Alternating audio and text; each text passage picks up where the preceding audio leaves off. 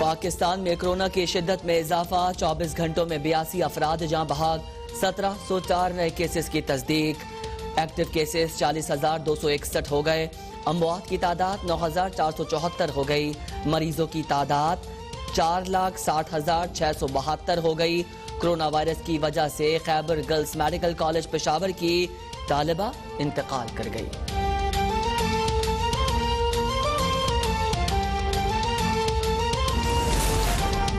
Corona وبا کے باوجود معیشت کے بارے میں اچھی خبر، زرعہ مبادلہ کے ذخائر 3 سال کی بلند ترین سطح $13 ارب تک پہنچ گئے۔ وزیر اعظم عمران خان کا ٹویٹ کہتے ہیں کرنٹ اکاؤنٹ نومبر کے دوران بھی $447 ملین سرپلس رہا۔ گزشتہ مالی سال کے خسارے کی نسبتاً رواں مالی سال میں اب تک کرنٹ اکاؤنٹ سرپلس $1.6 بلین رہا۔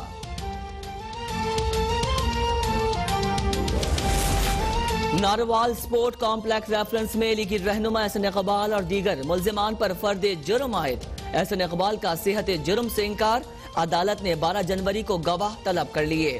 احسن اقبال کہتے ہیں جھوٹے ریفرنسز کا مقصد اپوزیشن کی کردار کشی دباؤ ڈالنا ہے۔ چیف جسٹس سیاسی کیسز کی کارروائی براہ راست نشر کرنے کا حکم دیں۔ عوام کو پتہ تو چلے کہ عمران خان نیازی کی احتساب کی کتنی ٹانگیں ہیں۔ ہمارے خلاف وہ شخص کیس بنا رہا ہے جس نے CDA پر دباؤ ڈال کر بنی گالہ کی غیر قانونی تعمیر کو قانونی تعمیر میں تبدیل کیا۔ بنی گالہ کا NRO لینے والوں کو معاف نہیں کریں گے۔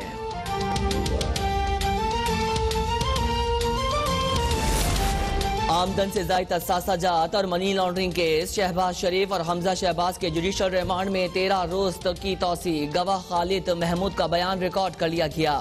نیب نے نصرت شہباز، سلمان شہباز، رابعہ عمران، داماد ہارون یوسف کی اثاثے فروخت کرنے کی رپورٹ پیش کر دی۔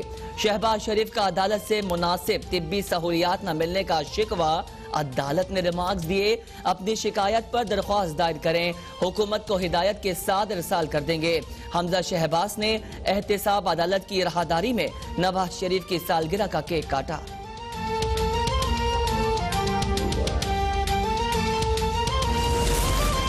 نیب نے ایسی اینک پہنی ہے جس میں صرف نون لیگی ہی نظر آتے ہیں۔ لیگی رہنما عطا تارڑ کا کہنا ہے چینی اسکینڈل میں ملوث جہانگیر ترین آج بھی آزاد ہیں۔ شہباز شریف 2 سال سے پوچھ رہے ہیں کہ کون سے سرکاری فنڈز میں کرپشن کی گئی۔ کرپشن ثابت نہ ہونے پر شہزاد اکبر آج کل نظر نہیں آ رہے۔ بختربند گاڑی میں سفر کرنے پر شہباز شریف کی کمر میں مسئلہ پیچیدہ ہو گیا۔ طبی معائنے کے حوالے سے ایک درخواست احتساب عدالت میں جمع کرائی جائے گی۔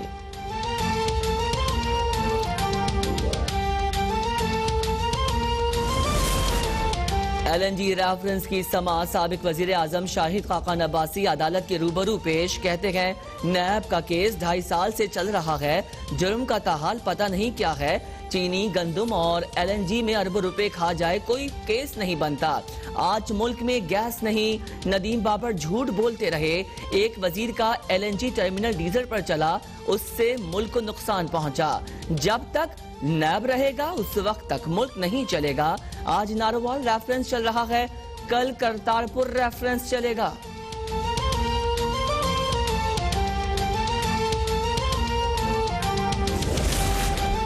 وزیر اعظم عمران خان کی زیر صدارت وفاقی کابینہ کا اجلاس آج ہوگا۔ کابینہ سیاسی، معاشی اور سیکیورٹی صورتحال کا جائزہ لے گی۔ وزیر اعظم آفس اور وزارتوں میں کارکردگی بہتر بنانے اور فیصلوں پر عمل درآمد کا معاہدہ بھی آج ہوگا۔ وفاقی کابینہ اجلاس کے بعد وزیر اعظم وزراء اور سیکریٹریٹ سے بھی ملاقات کریں گے۔ وفاقی حکومت کا ڈرون ریگولیٹری اتھارٹی قائم کرنے کا فیصلہ، وزیر اعظم عمران خان کو وفاقی وزیر سائنس اور ٹیکنالوجی فواد چودھری کی ڈرون ٹیکنالوجی کے مختلف شعبوں میں پرامن اور تحقیقی استعمال پر تفصیلی بریفنگ۔ وزیر اعظم کا کہنا ہے کہ ڈرون ٹیکنالوجی کی زراعت، شہری منصوبہ بندی، سیکیورٹی اور امن و امان کے لیے بہت افادیت ہے۔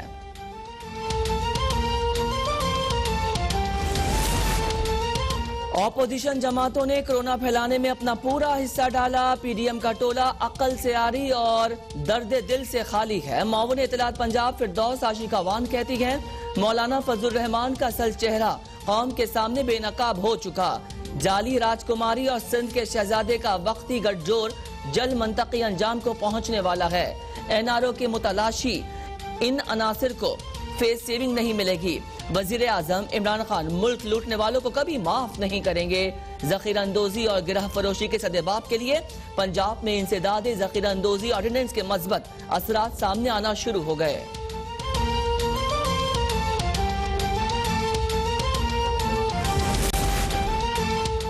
हमजा शहबाज ने सोशल मीडिया पर इस्तीफा देकर अपनी खानदानी शोबाजी की रवायत को बरकरार रखा। फैयाजुल हसन चौहान कहते हैं हमजा शहबाज और बेगम सफदर अवान की सियासी राहें हकीकत में बिल्कुल जुदा हैं। हमजा को बेगम सफदर अवान से यकजहती दिखानी होती तो इस्तीफा स्पीकर असेंबली के दफ्तर में पेश करते। प्रोडक्शन ऑर्डर्स के दौरान हमजा शहबाज फायदा उठाएं और खुद अपना इस्तीफा जमा करवाएं।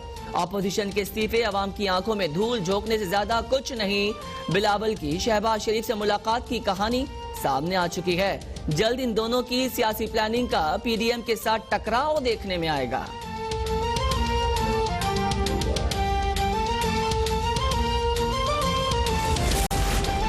तरक्याती कामों में मुबैना करप्शन का इल्जाम। एबटाबाद में नून लीग के रुकन खैबर पख्तूनख्वा असेंबली सरदार औरंगजेब को महकमा एंटी करप्शन का नोटिस।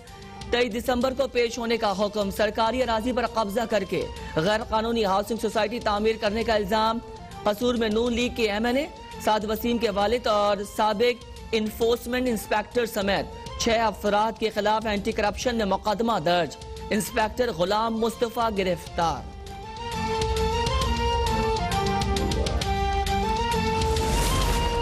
आमदन से ज़ायद तसासु की इंक्वायरी का मामला। सिंध हाई कोर्ट में पीपल्स पार्टी के रहनुमा मंजूर वसान की दरख्वास्त जमानत पर समाअत। नायब प्रोसिक्यूटर ने अदालत को बताया कि मंजूर वसान के खिलाफ इंक्वायरी मुकम्मल करके हेड क्वार्टर भेज दी है।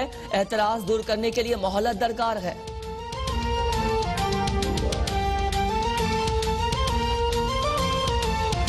कौन से बेनिफिशियरी हैं? इस एनआरओ के पीछे बेनिफिशियरी वो लोग हैं जो वजीर आजम हाउस में बैठे हुए हैं। इस एनआरओ में क्या चाह रहे हैं? वो बीआरटी के मंसूबे को क्लीन चिट देना चाहते हैं। वो ये चाहते हैं कि जितना डिले हुआ है उस मंसूबे में, जो कि इंक्वायरी रिपोर्ट में आया है कि वो मंसूबा जो कुछ अरबों पे था और खरब से ऊपर चला गया, उस मंसूबे में जितने अफसरान ने काम किया, जिन लोगों ने एडवाइस दी, जिन लोगों ने अप्रूवल्स दी, जिन लोगों ने प्राइस एस्केलेशंस को अप्रूव किया, कॉस्ट को इंक्रीज किया, कॉस्ट को इन्हांस किया, उनको एनआरओ चाहिए। और देखें, इसके बीच में लिखते हैं एहसन इकबाल साहब को तो स्टेडियम के केस में ये डाल देते हैं कि उन्होंने अपने इलाके में स्टेडियम बनाया कि जुर्म क्या है, स्टेडियम बनाया। अब इसी एनआरओ में ये कहते हैं act done in good faith. इसका मतलब है कि 2013 से लेके 2018 के बीच में केपीके में जितनी करप्शन हुई है, केपीके में जितनी करप्शन हुई है, बेसिकली उसको करप्शन देने का जो तरीकाकार है वो इस एनआरओ में जो हुकूमत ने ऑपोजिशन से मांगा, जिसको ऑपोजिशन ने इनकार कर दिया, जिस पे ये सारी बात शुरू हुई और ये इल्जाम तराशी शुरू हुई, क्योंकि वो सिर्फ एनआरओ देना चाहते थे 2013 से 2018 तक के दरमियान जिन लोगों ने केपीके में पीटीआई की हुकूमती करप्शन की। बीआरटी मंसूबा इससे बेनिफिशियरी है। अगर ये कानून मंजूर हो जाता है, आज भी ये बिल फरोग नसीम साहब जो हैं इसको परसू कर रहे हैं, कायमा कमेटी में ये मौजूद है, रिकॉर्ड का हिस्सा है। हमने लास्ट कमेटी मीटिंग में फरोग नसीम साहब को कहा था कि हमने ना इस बिल को आप हमारी तरफ से बाहर फेंक दें, हम इस बिल की बिल्कुल हमायत नहीं करते। हुकूमत जाने और हुकूमत का एनआरओ जाने, हम हुकूमत को ना एनआरओ देंगे, ना हम हुकूमत से कोई एनआरओ मांगते हैं। और इस सारे मामले में मालम जबा, बीआरटी का केस, ग्रेनाइट की माइंस की अनलॉफुल इलीगल अलॉटमेंट्स और बिलियन ट्री जो सुनामी ट्री प्रोजेक्ट है, और उसके बाद सबसे बढ़ के जो आपके आगे एहतसाब ब्यूरो के जो चेयरमैन थे, जो इन्होंने वहां पे एहतसाब ब्यूरो के चेयरमैन थे, जिन्होंने खत लिखा था इमरान खान को कि करप्शन हो रही है और मुझे मुतलका आपके यहाँ के जो वजीर आला हैं और लोग हैं वो करप्शन के खिलाफ कार्रवाई नहीं करने देते। یہ اس ساری کرپشن کو کلین چٹ دینے کے لیے جو این آر او حکومت نے مانگا ہے، یہ این آر او ابھی بھی قائمہ کمیٹی میں ایک دستاویز کی شکل میں موجود ہے۔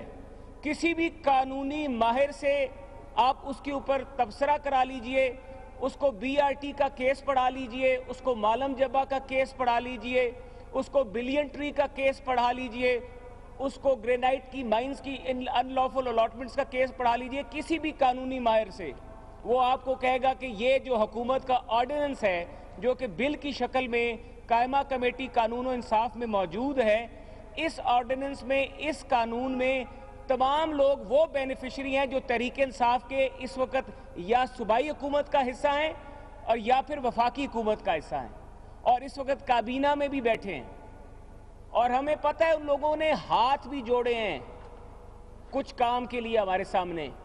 اب میں بات نہیں کروں گا ہاتھ جوڑنے والے صاحب کون تھے، لیکن میں ضرور اتنا بتاؤں گا کہ ہاتھ تب بھی جڑتے ہیں جب آپ کی جو آپ کی کبرڈ ہے اس میں اسکیلیٹنز ہوں، جب آپ کے خلاف ایسے ثبوت ہوں تب آپ اتنے گر جاتے ہیں۔ اور یہ بات کرتے ہیں فیٹف کی لیجسلیشن کے اوپر کہ وہاں پہ ہم نے کوئی اس طرح کی بات کی۔ مجھے ایک بات بتائیے، کیا پاکستان کی جو سپریم کورٹ میں اس وقت کے چیف جسٹس آصف سعید کھوسہ صاحب نے فیصلہ کیا تھا اور انہوں نے نیب کے اقدامات پہ تنقید کی تھی اور کہا تھا کہ نیب جو ہے یہ وکٹمائزیشن کر رہی ہے، یہ پکڑ دکڑ کا کام کر رہی ہے، یہ پولیٹیکل انجینئرنگ کے لیے استعمال ہو رہی ہے، تو کیا سپریم کورٹ کے سابق چیف جسٹس نے این آر او مانگا تھا آپ سے؟ کیا جسٹس باقر صاحب کا جو فیصلہ ہے، انہوں نے اس فیصلے میں جو بات کی ہے، انہوں نے کہا ہے کہ 15 مہینے لوگوں کو جیلوں میں آپ رکھتے ہیں اور پتہ لگتا ہے کہ ان کے خلاف ریفرنس ہی نہیں آیا، کیا انہوں نے این آر او مانگا ہے آپ سے؟ آپ پاکستان کی عوام کو اپوزیشن سے بدلہ لینے کے لیے پاکستان کی عوام کو کیوں سزا دے رہے ہیں؟ میں یہ کہنا چاہتا ہوں حکومت وقت سے، پرائم منسٹر سے، عمران خان سے، کہ جو لوگ نیب کی کسٹڈی میں مرے ہیں ان کا خون آپ کے ہاتھوں پہ ہے، اور میں آپ کو نام لے کے بتا سکتا ہوں کہ کتنے لوگ نیب کی کسٹڈی میں مرے ہیں۔ اسلم مسعود صاحب، ان کی وفات ہوئی 17 اگست 2020 کو۔ 17 اگست 2020 کو نیب کی کسٹڈی میں اسلم محمود صاحب کی ڈیتھ ہوئی، اسلم مسعود صاحب کی۔ انجینئر اعجاز میمن صاحب کی ڈیتھ 31 مئی 2020 کو نیب کی کسٹڈی میں ہوئی۔ ایڈوکیٹ ظفر اقبال مغل جو کہ پی ٹی آئی کے خود صدر تھے لیا کے، ان کی ڈیتھ نیب کی کسٹڈی میں ہوئی۔ اور یہ لمبی فہرست ہے، راجہ عاصم صاحب، بریگیڈیئر ریٹائرڈ اسد منیر صاحب، محمد ناصر شیخ صاحب، پروفیسر ڈاکٹر طاہر امین صاحب، کیسر عباس صاحب، چودھری ارشد صاحب، محمد سلیم صاحب، پروفیسر میاں جاوید احمد صاحب، جن کو بلکہ اتنا افسوس ہمیں ہوا تھا کہ ایک استاد کا مقام یہ کہ جو اس کی ڈیتھ باڈی کو بھی ہتھکڑی لگی ہوئی تھی، عبد القوی خان صاحب۔ اب بات کرنے کا یہ ہے آپ سے کہ جب آپ نے نیب کو صرف انتقامی کارروائی کے لیے استعمال کرنا ہے تو ہمارا یہ حق بنتا ہے، ہم پاکستان کے عوام کے نمائندے ہیں، کہ اگر آپ نے ہم سے بدلہ لینا ہے ہمارے لیے یہ نیب رہنے دیں۔ ہم نے تو کہا تھا کہ نیب کو صرف نون لیگ کے لیے رہنے دیں، ہم ڈٹ کے مقابلہ کریں گے نیب کا، ہم ان سے ڈرنے والے نہیں ہیں، ہم نے پہلے بھی نیب فیس کی ہے، اب بھی فیس کریں گے۔ لیکن ہم نے ایک بات ان کو بار بار کی ہے کہ پاکستان کی عوام کو آپ کیوں سزا دے رہے ہیں؟ جن لوگوں کے میں نے آپ کو نام بتائے ان میں سے کون سیاستدان ہیں؟ یہ پاکستان کے وہ شہری ہیں جن کو نیب کی مس ہینڈلنگ کی وجہ سے، ٹارچر کی وجہ سے ان کی ڈیتھس ہوئی ہیں۔ آپ یورپین کمیشن کی رپورٹ، ہیومن رائٹ کمیشن